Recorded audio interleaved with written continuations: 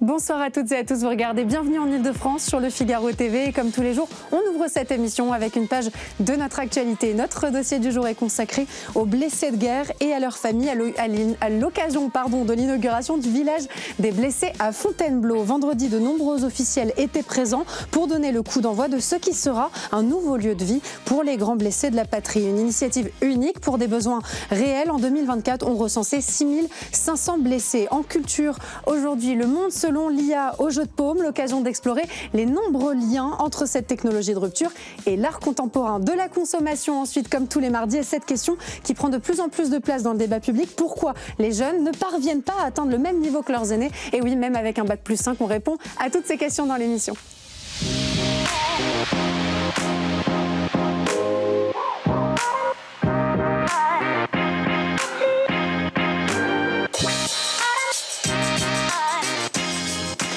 Vendredi, au Centre national des sports de la défense de Fontainebleau, de nombreux officiels étaient réunis pour inaugurer le village des blessés, un lieu de vie consacré aux blessés de la patrie ainsi qu'à leurs familles. Après le parcours nécessaire de réadaptation en hôpital, on va bien sûr évoquer ce sujet avec nos invités en plateau et en visio. Général Dominique Trinquant, merci beaucoup d'être avec nous. Vous êtes ancien chef de la mission militaire française auprès de l'ONU. Vous êtes accompagné en plateau du lieutenant-colonel Jean-Baptiste Gruet, commandant de l'école interarmée des sports, ainsi que de Maxime Coupeau, journaliste spécialiste des questions de défense. En visio avec nous, Charles, vous avez été blessé en opération. Bonjour. Vous avez reçu une balle dans la clavicule au Sahel et n'avez pas reçu le statut de blessé de guerre. Je vais faire quelque chose d'assez inhabituel dans l'émission. Je vais commencer par vous, je vais commencer par la visio. C'est peu académique, mais on a envie d'avoir votre témoignage, évidemment.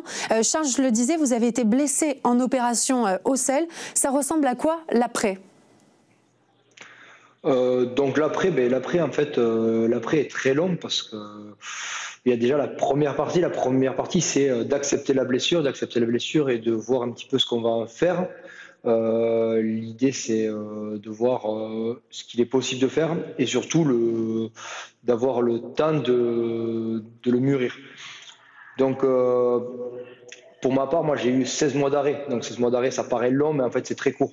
C'est très court. J'ai passé la première partie à Percy, à peu près 2 semaines. Puis je suis parti en fait faire des vacations à Robert Picquet à Bordeaux, où en fait j'avais les premiers soins qui ont permis vraiment de retrouver la motricité du bras. Et après en fait j'ai eu des passages au CERS à Cabreton. D'une manière générale, en fait, la prise en charge quand même, elle est vraiment très bien sur la partie santé. Je pense qu'elle est J'aurais pas pu avoir mieux parce que les gens sont présents. On a quand même une structure qui a bien pris en compte la blessure physique. La blessure psy reste maintenant quand même un peu plus complexe à prendre en compte puisqu'elle est dure à déceler. Elle a été décelée très tardivement, je pense. Donc voilà. Vous avez raison d'évoquer les blessures psychologiques parce que c'est vrai que quand on parle des blessés de guerre, on a une vision qui est certes un peu caricaturale mais qui pense évidemment en premier lieu aux blessures physiques. Pourquoi est-ce que vous n'avez pas reçu le statut de blessé de guerre? Comment est-ce qu'on fait le distinguo? Qu'est-ce que ça signifie? Est-ce que l'accompagnement est différent derrière? Alors, je ne pourrais pas vous dire si l'accompagnement est différent. Il y a en fait le statut de blessé de guerre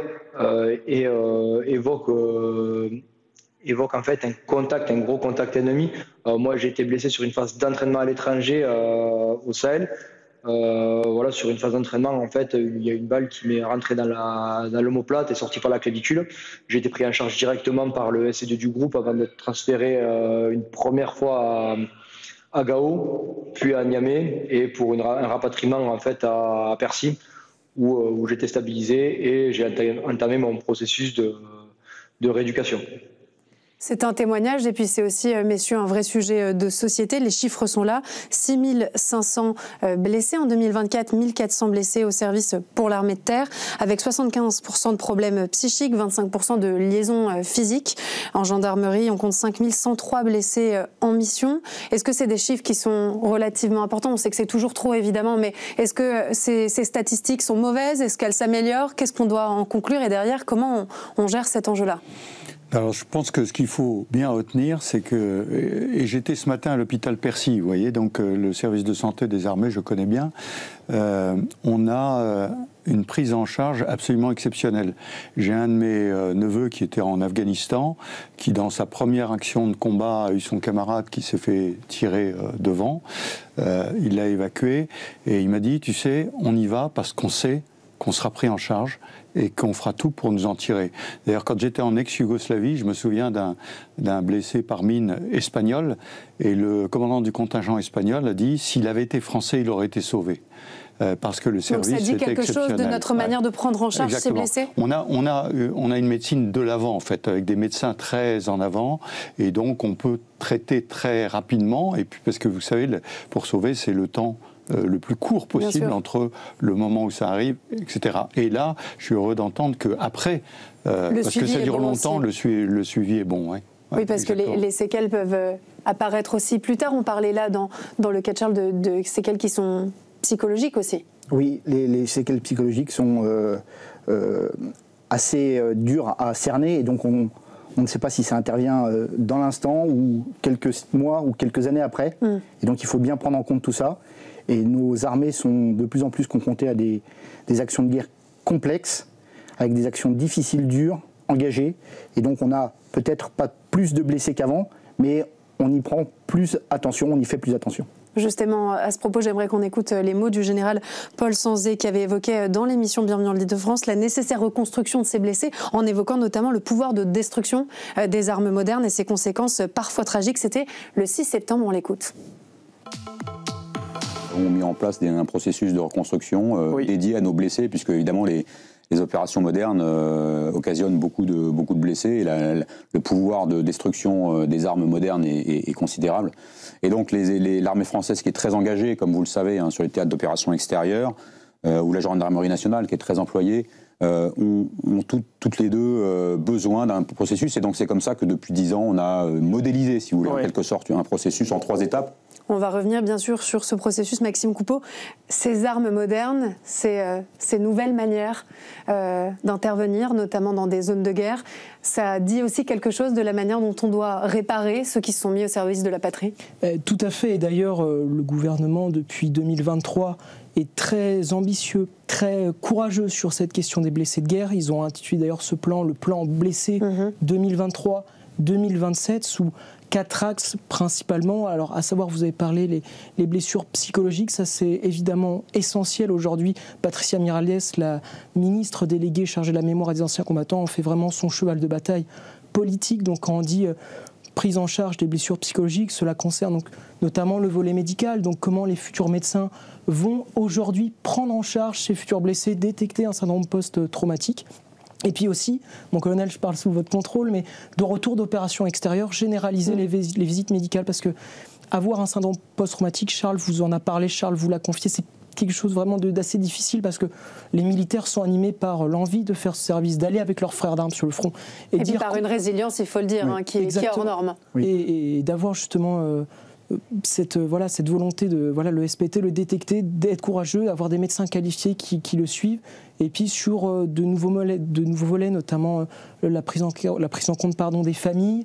Le général l'a parlé tout à l'heure, le service de santé des armées, l'avoir plus opérationnel, adapté aux nouvelles menaces, par exemple chimiques ou bactériologiques.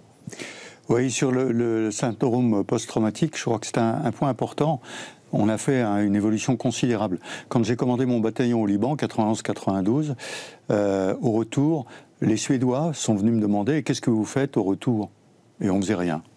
On ne faisait rien à l'époque. Et donc, on ne s'en apercevait pas. Et le syndrome post-traumatique, c'est pas seulement quand on rentre. Ça peut arriver 6 mois, 1 an et demi après. J'ai le fils d'un de mes camarades de promo, force spéciale, un de mes camarades, force spéciale. Ça s'est déclenché 1 an et demi après. Oui, parce que ça peut être au contact justement du quotidien, de la vie qui reprend. Exactement. On se rend compte que les choses sont difficiles. Exactement. Les armées ont vraiment évolué, et j'ai été moi-même en Afghanistan et au Mali, et en fait, de plus en plus, on parle de ces problématiques-là.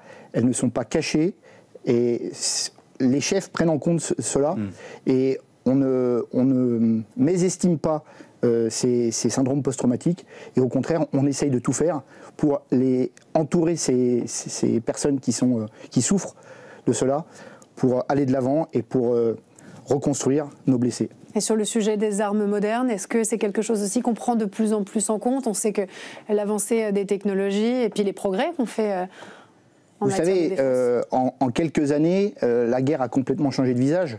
On voit en Ukraine... Est-ce qu'on est en mesure de répondre aussi rapidement, pardon? Mais alors, vis-à-vis des blessés, notre réponse est toujours la même. C'est des procédures de reconstruction. Mais vis-à-vis de l'armement, ça c'est un autre sujet. C'est sûr qu'aujourd'hui, les drones sont une menace qui, il y a encore quelques années, n'existait pas. En tout cas, pas dans ces proportions-là. Et ça accentue les risques de syndrome post-traumatique, puisqu'on est beaucoup plus un peu démunis. Encore, bien sûr. Voilà. Oui, parce que la guerre est à la fois complètement différente et tout à fait la même. C'est 14-18, ce sont les tranchées, c'est l'artillerie, c'est exactement 14-18. Mais il y a les drones, donc la surveillance permanente, le fait que les gens sont toujours sous cette pression-là. Mais je crois qu'il y a un phénomène aussi qui est très important, c'est l'écart énorme qui existe dans nos soldats qui arrivent de la société d'aujourd'hui, du 21e siècle. Vous savez, les soldats de 14-18, beaucoup de soldats de 14-18, ils sortaient de fermes où il n'y avait pas de, où c'était de la terre battue. Donc quand ils se retrouvaient dans des tranchées, l'écart était moins grand. Aujourd'hui, on se retrouve dans une société qui est je vais prendre une expression de jeune, relativement cool, et d'un seul coup, on se retrouve dans la brutalité, la confrontation, les bombardements, la mort, les blessés qui sont à côté. Et donc je pense que cet écart entre les deux est d'autant plus visible. Voilà, et provoque probablement plus de syndrome post-traumatique qu'avant, où en plus on les détectait même pas, parce qu'on n'y faisait pas attention. Je vais revenir sur Fontainebleau avec cet investissement du Centre national des sports de la défense qui propose depuis 2014 des stages de reconstruction des blessés physiques et psychiques par le sport. Ils étaient 70 à y avoir participé. Enfin, il y avait 70 stages de reconstruction qui ont eu lieu en 2014. Près de 800 10 ans plus tard, c'est dire le succès de cette institution, de ce programme-là. En quoi est-ce que ça consiste? Pourquoi est-ce que le sport est majeur? Le sport, c'est dépasser ses limites. Et quand on est blessé, on essaye de dépasser ses limites. Et je pense que c'est quelque chose qui est vraiment commun. Et à travers le sport, on reprend goût à justement ce dépassement de limites et on reprend goût petit à petit à la vie. Maxime Coupeau, est-ce que c'est des valeurs aussi qui se rencontrent? Le colonel est très humble. Le CNSD, c'est vraiment une école de la rigueur, tant physiquement que moralement. Alors cet été, aux Jeux Olympiques, vous avez eu plusieurs de vos athlètes qui ont participé aux Jeux de Paris. On a eu des noms comme Cyril Chaboun, Jean-Louis Michaud, Rémi Boulet, qui ont ramené des médailles olympiques. Je me permets, mais le village va d'ailleurs porter le nom d'un participant aux Jeux Olympiques. Géo André, mais aux Jeux Olympiques du début du siècle. D'une autre époque, tout à fait. Pardon, je vous ai coupé. Et quand on va au CNSD, on voit bien la marque, l'héritier du bataillon de Joinville, entre guillemets, qui est le bataillon historique qui a formé le haut niveau du sport français professionnel. Et on voit bien que pour ces blessés, c'est le dépassement de soi, c'est vraiment ça qui les anime. Il n'y a pas une fatalité. Jean-Louis Michaud, qui a gagné la médaille de bronze aux Jeux Olympiques à Paris, à Châteauroux, sa priorité, c'était de ramener une médaille, ce n'était pas d'être un blessé, en fait. Et quand on voit leur enthousiasme, leur volonté de vivre, on voit bien effectivement que la reconstruction, même elle est poussée par le CNSD, elle a encouragé cette reconstruction par le sport. C'est vraiment ça aujourd'hui, c'est de faire émerger une nouvelle génération d'athlètes. Est-ce que le sport est possible pour tous, même quand on est dans des situations physiques, psychologiques, dépression? On sait que le sport fait du bien au moral, fait du bien à la tête, évidemment. Vous avez parlé de valeurs qui sont réelles, cette volonté, cette rigueur, cette détermination, qui sont des valeurs qui fonctionnent très bien quand on parle évidemment d'activité sportive et de dépassement de soi. Est-ce que c'est toujours possible? C'est toujours possible. Alors c'est sûr que c'est adapté. C'est adapté. Alors on adapte la pratique sportive à nos blessés. Le parcours de reconstruction des blessés commence très souvent à Percy. Le général a parlé tout à l'heure de notre service de santé des armées, qui est incroyable. Et donc on va à la rencontre des blessés, on leur propose des séances de sport adaptées. Et petit à petit, ils découvrent la possibilité de faire du sport à leur niveau, avec leurs capacités. Et c'est ça qui est extrêmement riche. Oui, la forme physique est extrêmement importante pour les soldats.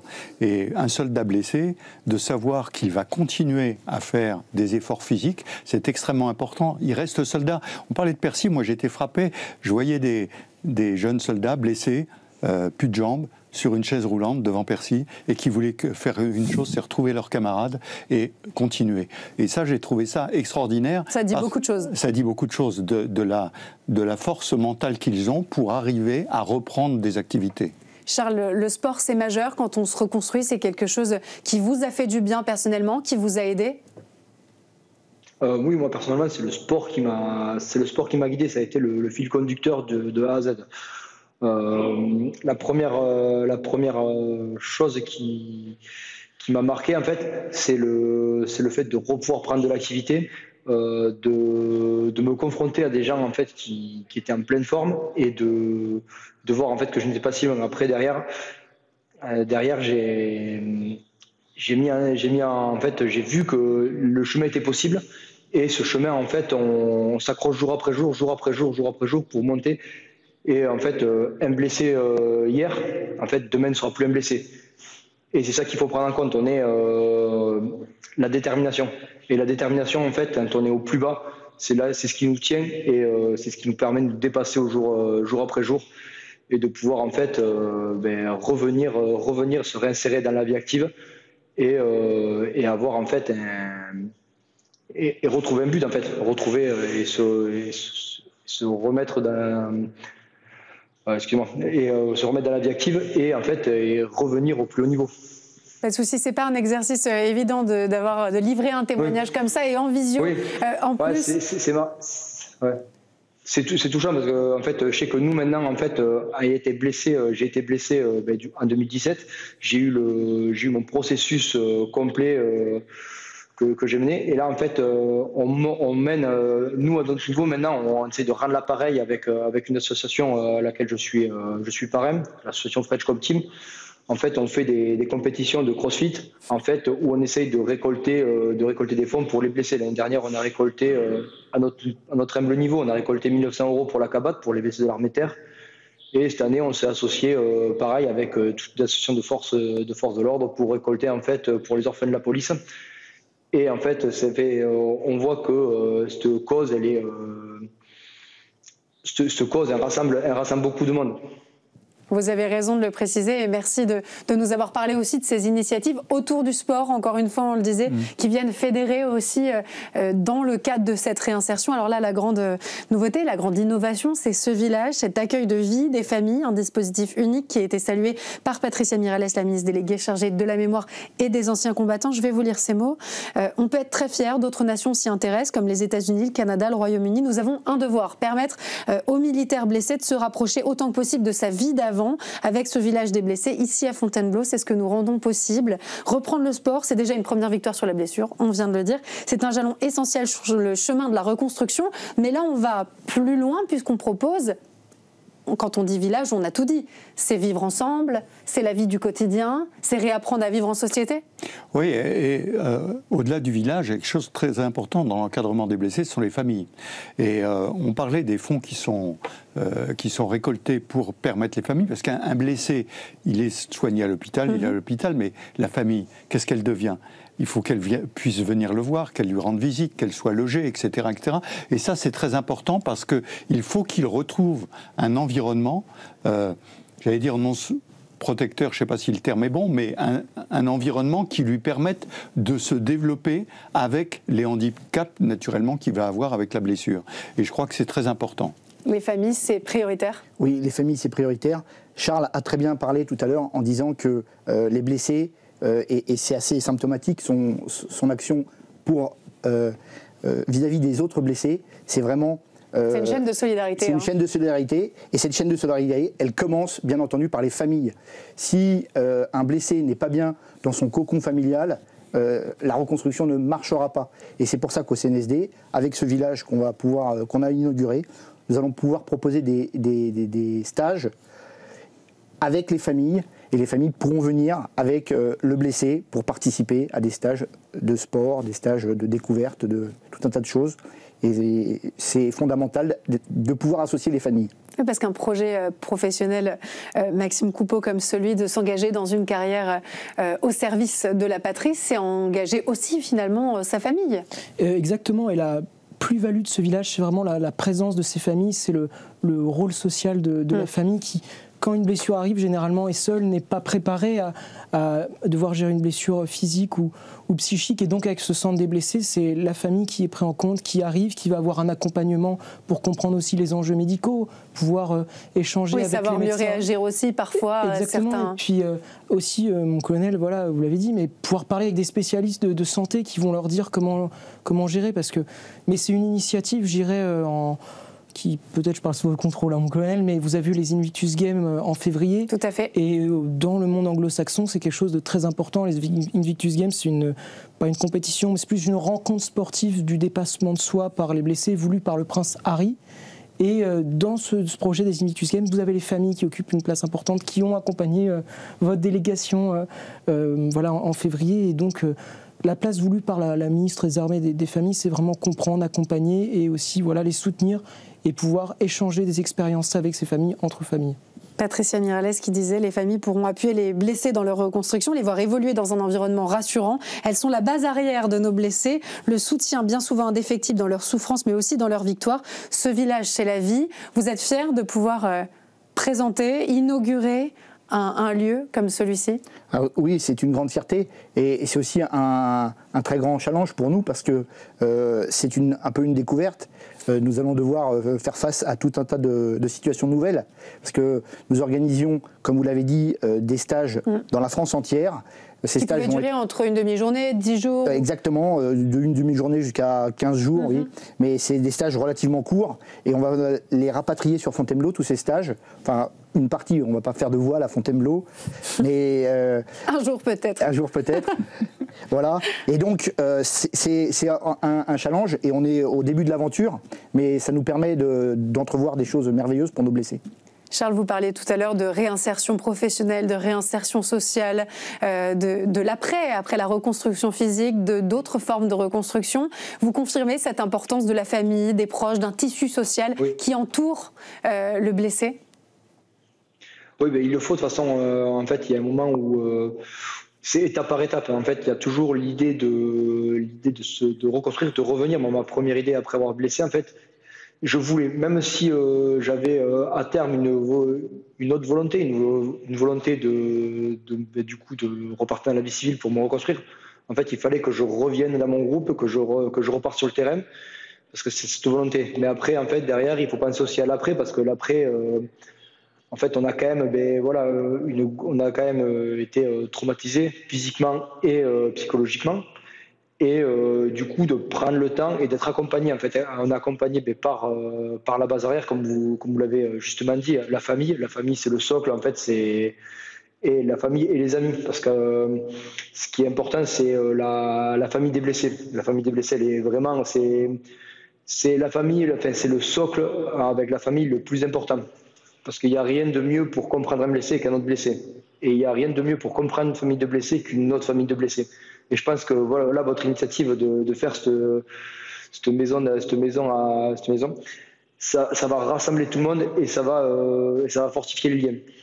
Donc, et voilà, ça va peut-être aussi permettre en fait de pouvoir en fait que les gens échangent plus facilement entre eux, qu'ils aient les petits trucs, les petits tips, parce que je ne veux pas vous cacher que le parcours administratif du blessé, c'est une corvée, c'est une galère. Il y a tellement de choses à prendre en compte et on n'est pas prêt à ça. En fait, un soldat, il est, je vais le caricaturer, mais il est là avec un fusil, il est là pour partir à l'étranger pour faire son travail, mais c'est pas un administratif.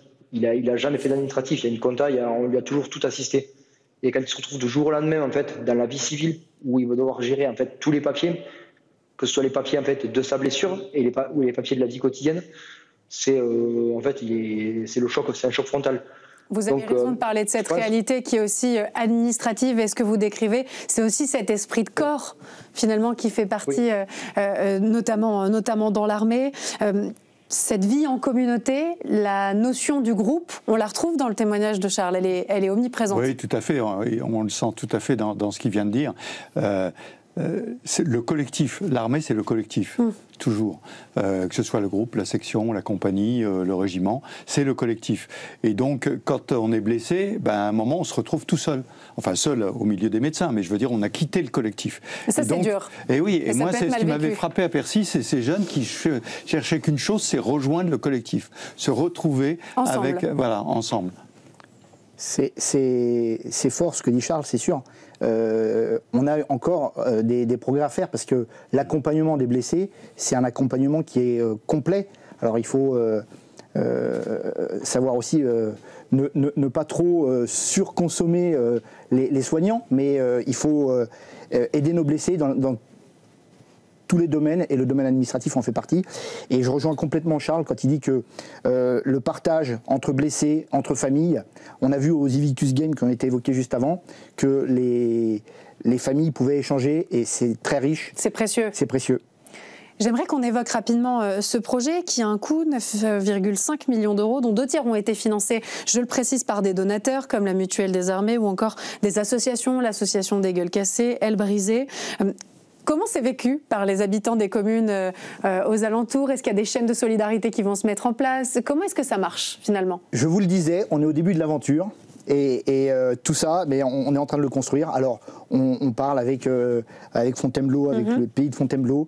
On va chercher aussi avec des activités, puisque les blessés auront des activités, mais les familles doivent avoir des activités. Bien sûr. Et donc vont s'intégrer aussi dans ce tissu. Et donc, on est complètement en train de développer tout ça. Le village vient d'être inauguré. On va bientôt faire le premier challenge au mois de juin, le challenge Forsus à ce village, regroupant 10 nations. Et bien, petit à petit, on va développer ça et l'offre pour les familles et pour les blessés. Donc un pas après l'autre. Un pas après l'autre. Comme dans le cas d'une reconstruction. Exactement. Et voilà, mais on va aller doucement, mais on essaye d'aller le plus vite possible, tout en essayant de ne pas brûler les étapes. Brûler les étapes, exactement. Merci beaucoup à tous les trois d'avoir été présents au plateau. Merci beaucoup à Charles pour son témoignage en visio. Et je vous propose qu'on passe maintenant à l'entretien culture. Merci Charles.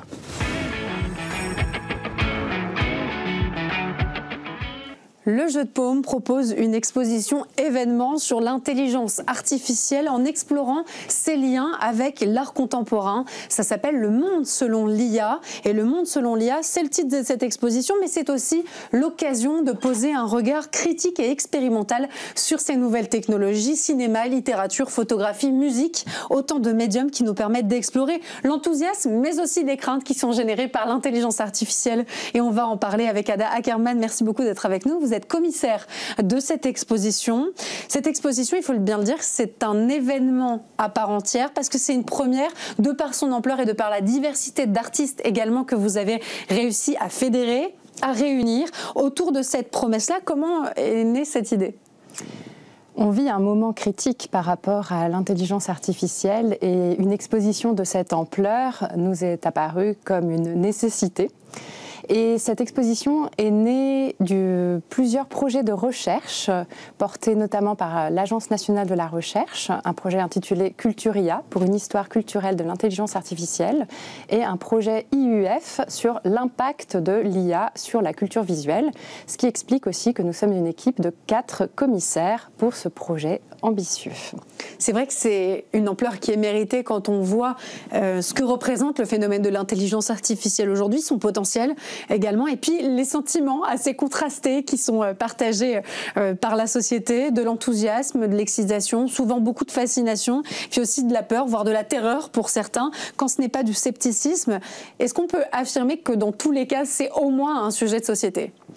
Tout à fait, et l'exposition comporte tout un ensemble d'œuvres très critiques qui engagent une réflexion sur les transformations que l'IA induise dans la société, dans les strates de la politique, de l'économie. C'est pourquoi la première partie de l'exposition, que nous avons consacrée à ce qu'on appelle l'IA analytique, entend dévoiler tout un ensemble de processus souvent méconnus, peu visibles, qui permettent aux IA, telles que l'on les connaît, de fonctionner. Alors le premier à avoir utilisé cette terminologie, c'est John McCarthy en 1955. Alors c'est vrai que depuis, le terme il est un peu utilisé à toutes les sauces, parfois de manière également galvaudée. Est-ce qu'il y a aussi une volonté, même si ce n'est pas le propos à proprement parler de l'exposition, mais de remettre un peu les pendules à l'heure ? Tout à fait. Déjà, nous, on tient à utiliser l'acronyme d'IA plutôt qu'intelligence artificielle. Pourquoi ? Parce qu'il nous paraît plus neutre et moins essentialisant. Et on parle plutôt des IA que de l'IA, parce qu'il y a différents modèles d'IA. Ça, c'est aussi une des spécificités de l'exposition, c'est qu'on s'attache à vraiment décrire chaque modèle utilisé dans la version employée par les artistes. Et aussi, on cherche à déconstruire certains mythes qui sont véhiculés par l'IA et par les principales compagnies qui développent les modèles d'IA.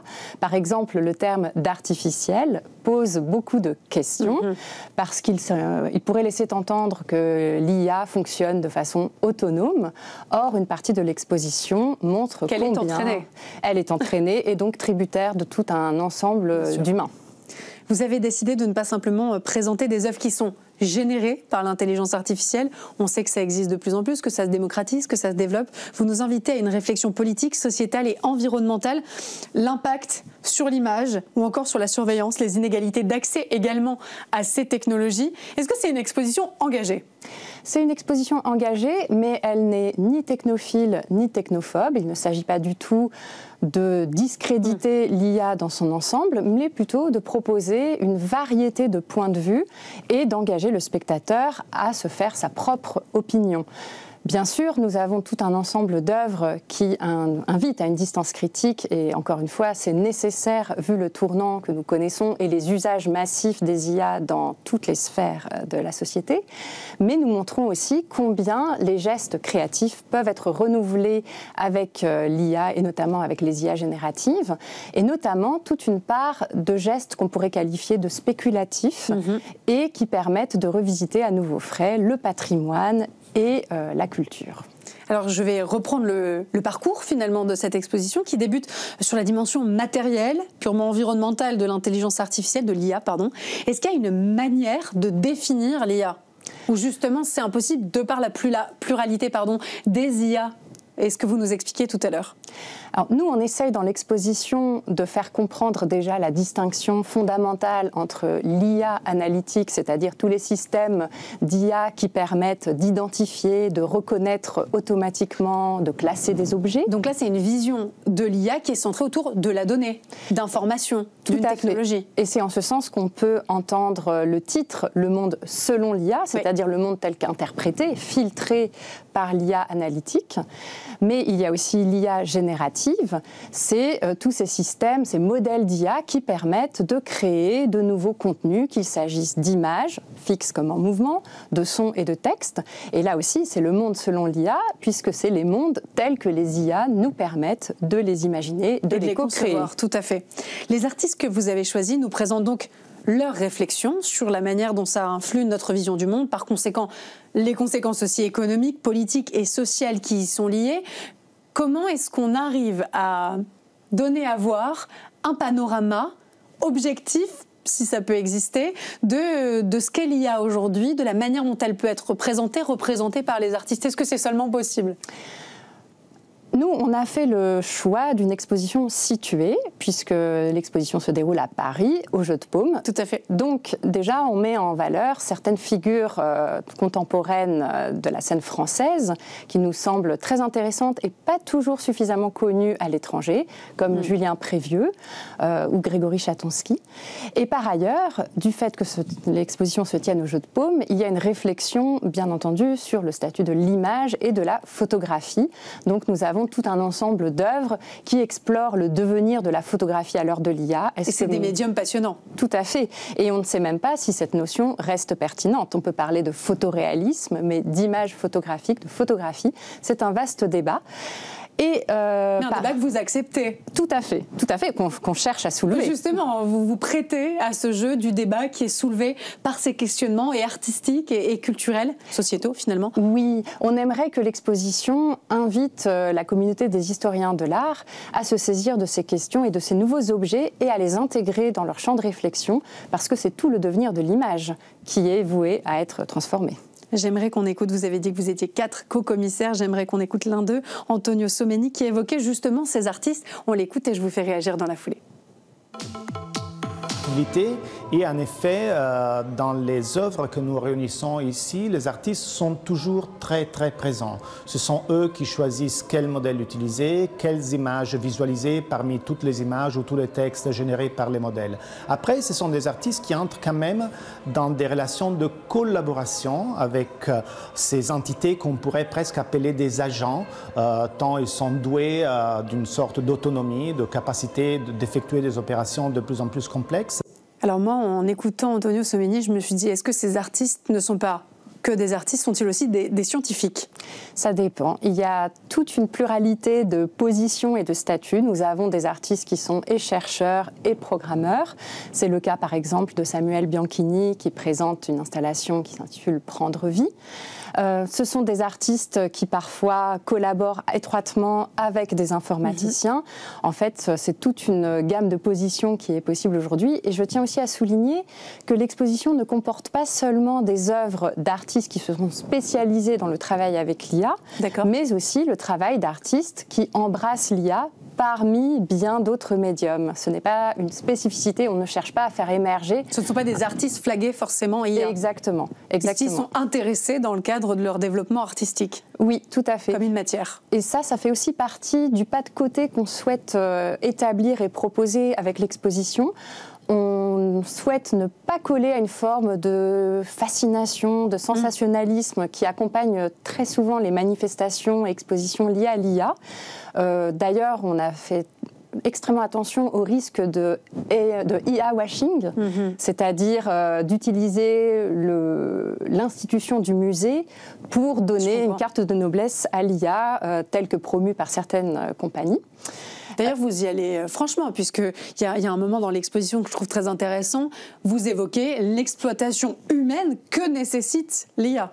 Oui, humaine et environnementale. Et environnementale, bien sûr. Et là-dessus, nous reposons beaucoup sur le travail qui est aussi mis à l'honneur dans l'exposition de la chercheuse et universitaire Kate Crawford, qui a publié récemment un contre-atlas de l'intelligence artificielle, que je recommande fortement à toutes les personnes qui nous écoutent, qui montre que l'IA ne peut fonctionner sans un vaste système et une organisation d'exploitation de ressources environnementales, de travail humain, mais aussi de données. Et cela ça fait réfléchir, voire ça fâche. Ça fâche, et cela explique aussi beaucoup des changements géopolitiques que nous connaissons, la course à l'énergie, aux terres rares et bien d'autres sujets brûlants d'actualité. Vous l'avez dit, le second grand chapitre de l'exposition est consacré à ce qu'on appelle l'IA générative et donc la capacité de cette technologie à générer des images, du texte, des données en tout genre pour entraîner son propre modèle. Vous présentez ainsi des œuvres qui prouvent le champ des possibles incroyable qui est offert par la génération d'images ou encore de textes et de sons. C'est du cinéma, c'est de la poésie, c'est de la musique. Est-ce que ça pose des questions sur la manière dont on va définir demain l'art ? Ça pourrait, et on a tenu aussi à inclure des médiums très différents, pas toujours attendus pour de l'IA, comme la sculpture. Tout à fait. Et nous, ce qui nous a intéressés, c'est pas tellement de nous aventurer dans un registre attendu qui serait le registre futuriste, dystopique, mais plutôt de voir comment, avec l'IA, on peut revisiter le patrimoine et établir des collaborations assez surprenantes avec les artistes du passé, voire les artistes de la préhistoire. Et ça donne des narrations cinématographiques qui sont un peu loufoques, et qui sont complètement décalées, et ça donne des productions inédites. Tout à fait, et c'est un vaste possible qui s'ouvre là pour les artistes, puisqu'on peut, avec l'IA générative, restaurer des contenus parvenus à l'état de fragments, ou des projets de films qui n'ont jamais été réalisés par des grands noms comme Abel Gans, eh bien, on peut essayer de leur donner une vie avec l'IA générative.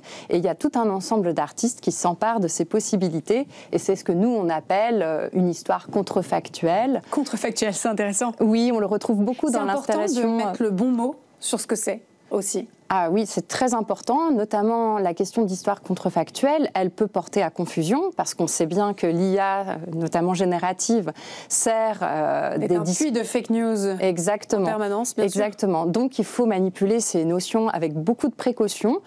Nous, dans l'exposition, cette notion... Chez vous, c'est très clair. Oui, elle intervient vraiment pour le champ des possibles non advenus dans le domaine de l'art et des images. Et c'est présenté comme tel, et c'est là où on est évidemment pas dans le registre de la désinformation. Vous présentez un exemple de littérature générative. Alors là, c'est de la production de textes très variés à partir d'algorithmes, des romans, des poèmes, mais aussi des alphabets inédits. Là, on se rend compte qu'on peut pousser les portes de la créativité assez loin. Oui, alors ce qui est assez fascinant, puisqu'on parle de littérature, c'est le cas d'artistes comme la poétesse Sasha Stiles, qui a entraîné et mis au point sa propre IA, et qu'elle considère vraiment comme son alter ego, et elle l'a entraîné sur ses propres textes, ce qui fait que c'est comme un double d'elle-même qui lui suggère des formulations auxquelles elle n'aurait pas pensé, mais qui sont complètement plausibles. Oui, parce que ce qu'on ne dit pas, c'est que l'intelligence artificielle apprend de ce qu'on lui donne à manger. Pardon, je vais simplifier. On nourrit cette intelligence artificielle, et donc celui qui nourrit peut donner à manger à cette intelligence artificielle ce que bon lui semble, et donc influer. Et c'est d'ailleurs toutes les questions que pose l'intelligence artificielle. Donc ça a beaucoup de sens dans le cadre d'une poétesse, d'une artiste. Tout à fait. Dans l'exposition, on essaye de montrer une variété de gestes avec lesquels les artistes prennent ou tentent de reprendre le contrôle sur les IA génératives, soit en mettant en place leur propre modèle d'IA, soit en les entraînant avec un corpus d'entraînement spécifique. Donc c'est aussi, si vous voulez, un panorama, un manuel de résistance possible face à des imaginaires parfois préfabriqués, véhiculés à l'aide de l'IA générative. Vous clôturez cette exposition en musique où un piano connecté active des combinaisons de vidéos qui circulent sur Snapchat en fonction de leur fréquence sonore.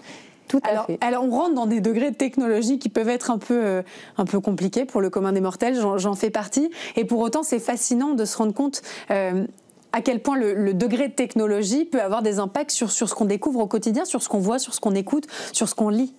Oui, alors cette œuvre de Christian Marclay, qui a été financée grâce au soutien de Snap, permet de naviguer dans la masse de contenu absolument colossale. Nous sommes inondés tous les jours. Tout à fait, sur les réseaux sociaux, et là en l'occurrence Snapchat, et de tenter de trouver un ordre, d'orchestrer ces contenus complètement éphémères et orchestré, c'est très bien choisi, comme on parle de fréquences sonores. Tout à fait. Ça a du sens. Avec un artiste comme Marclay qui s'est toujours passionné pour le monde de la musique et le montage audiovisuel.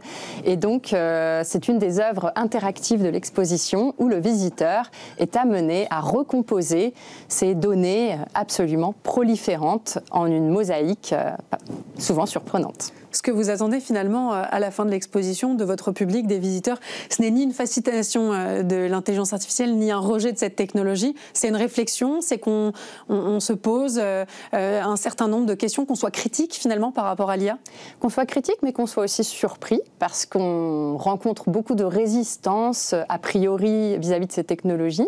Nous, on essaye de montrer que ces technologies permettent un éventail de représentations, d'imaginaires, et que ce n'est pas du tout forcément les représentations stéréotypées attendues. Donc on espère que les gens seront aussi étonnés et prêts peut-être à se réconcilier, voire à tester ces nouvelles technologies-là dans le domaine de l'image. Qu'est-ce que vous dites à ceux qui ont peur d'être remplacés par les machines, par les technologies, qui ont peur de l'intelligence artificielle? Ils sont nombreux? Ils sont nombreux et il y a des raisons tout à fait valables de redouter l'IA dans le domaine de la création. Je pense à la création cinématographique où les acteurs ont entamé, comme vous le savez bien, une grève, les scénaristes aussi. Donc évidemment, on espère qu'il y aura tout un arsenal juridique pour les protéger. Et la réflexion sur les droits, la propriété intellectuelle, elle est très importante et les questions sont loin d'être tranchées. Donc on comprend ces peurs.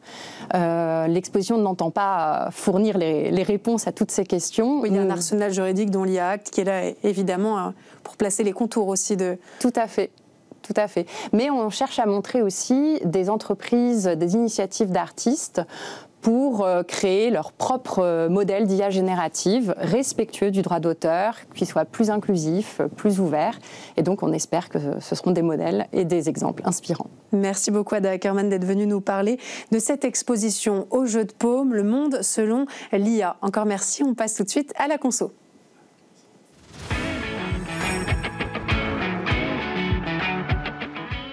En Conso, aujourd'hui, on vous parle de ces jeunes qui, bien que bardés de diplômes, ressentent un déclassement, notamment vis-à-vis de leurs aînés. Cette surproduction des élites entraîne un désenchantement de ces jeunes et des conséquences socio-économiques bien réelles, dont on va parler avec Ronan Planchon, journaliste au Figaro Vox. Bonsoir Ronan. Bonjour. Alors vous avez justement rédigé un papier dans le Figaro sur le sujet, dans lequel vous étudiez ce sentiment de déclassement des jeunes, pourtant ultra diplômés. Est-ce qu'on est face à un véritable fait de société ? Ah oui, effectivement. De toute façon, parce que des fois, on pourrait s'imaginer que c'est un ressenti. Oui, non, mais alors déjà, il y a une dimension quantitative, puisqu'en fait, aujourd'hui, on a 700 000 bacheliers par an. Donc ces 700 000 bacheliers par an, il faut bien qu'ils aillent quelque part. Donc on les emmène dans le supérieur, on les emmène à l'université, on les emmène dans des grandes écoles pour ceux qui ont accès aux grandes écoles. Et il y a également tout un tas de bacheliers qui ne vont ni à l'université ni dans les grandes écoles et qui se retrouvent dans des formations de seconde zone, essentiellement privées, plutôt dans des domaines assez prisés à la mode aujourd'hui, donc communication, marketing, et ça contribue commerce, à brouiller les pistes. Ça contribue à brouiller les pistes parce qu'on a créé un fantôme d'équivalence de diplôme avec des titres qui sont prétendument à niveau Bac+5. Ces formations-là surfent sur ce flou pour dire, voilà, nous on propose des formations Bac+5 comme HEC, comme un diplôme de médecine. Alors, et cette prétendue équivalence, elle vient tirer les gens, elle vient tirer ces diplômés-là vers le bas, parce qu'ensuite, quand ils se retrouvent sur le marché du travail, ils pensent à pouvoir prétendre aux mêmes conditions salariales, au même type d'emploi que des gens issus de formations objectivement plus prestigieuses, et la réalité quand ils arrivent sur le marché du travail est bien plus dure parce que forcément on leur promet des salaires qui sont bien moindres que ce qu'ils avaient imaginé, généralement dans des zones, les grandes métropoles qui sont déjà embouteillées avec une offre de logement qui ne correspond pas à leurs attentes. Et un coût de la vie très élevé. Et un coût de la vie très élevé. À Paris, en Ile-de-France. Exactement. Et en fait, c'est un cercle vicieux puisque on a pléthore de gens qui sortent d'écoles dans les grandes villes, là où ils pensent pouvoir avoir les emplois qui correspondent à leur diplôme. Et donc, on a trop de gens dans les grandes villes. Forcément, le loyer explose. C'est une question d'offre et de demande. Et donc, c'est un cercle vicieux. Bien sûr. Alors, il y a cette question de déception, de ressenti. Ces jeunes ultra-diplômés qui sont déçus de ne pas atteindre le niveau espéré, déçus de leur réalité aussi, finalement, leur réalité au pluriel. Et il y a aussi des conséquences économiques réelles relatives, vous venez de le dire, au niveau de vie.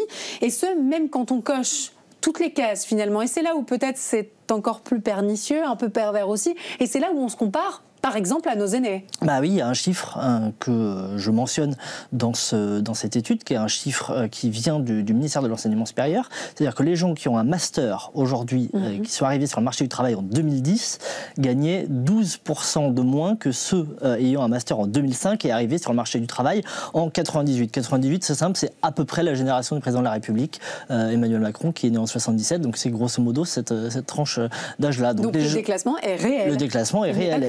Il n'est pas que ressenti, et forcément ce déclassement-là touche même si évidemment il touche davantage les gens ayant des diplômes de seconde zone, mais forcément ça tire tout le monde vers le bas, parce qu'on voit aujourd'hui que même les diplômés de Sciences Po, de grandes écoles, gagnent bien moins, du moins des sommes moins importantes que leurs compatriotes en Angleterre, par exemple, ou même en Allemagne. Donc finalement, même quand on coche toutes les cases, même quand on est titulaire d'un Bac+5, d'une école reconnue, d'une école d'excellence, aujourd'hui, on n'a plus les mêmes garanties que nos parents, par exemple. Alors après, il faut quand même mettre les choses dans leur contexte. C'est-à-dire qu'on a des emplois, on a des gens dans des filières qui sont extrêmement cotées. On parlait tout à l'heure de l'intelligence artificielle. Tout à fait.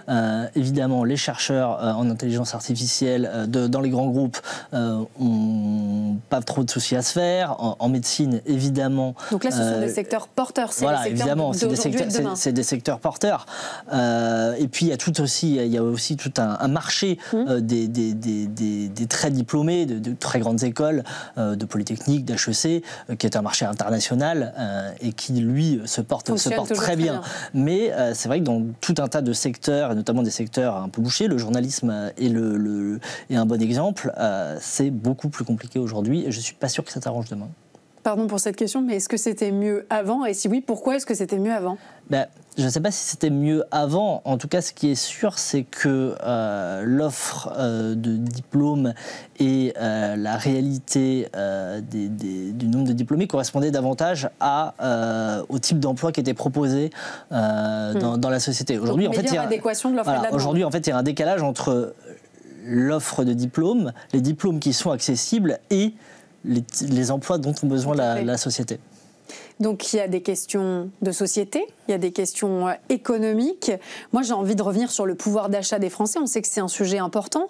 Les jeunes vivent donc moins bien proportionnellement à même niveau de diplôme, à même niveau d'études que leurs aînés. En Ile-de-France par exemple, les prix ont grimpé de 4,4% par an face à une hausse de la richesse produite de 2,4% par an. Là c'est des maths, on comprend. Ah oui, mais évidemment ça crée une tenaille. Un exemple qui m'a frappé, c'est qu'en fait aujourd'hui un diplômé en sciences humaines gagne, je crois que c'est 1 an et demi après l'obtention de son diplôme, 1870 ou du moins moins de 1900 euros. À Paris, un loyer, c'est 10 000 euros. On ne fait pas grand-chose avec ça. C'est intéressant aussi de comparer justement le coût de la vie et les potentiels qui sont le potentiel finalement économique, le potentiel financier qui est permis par l'accession à un certain niveau de diplôme.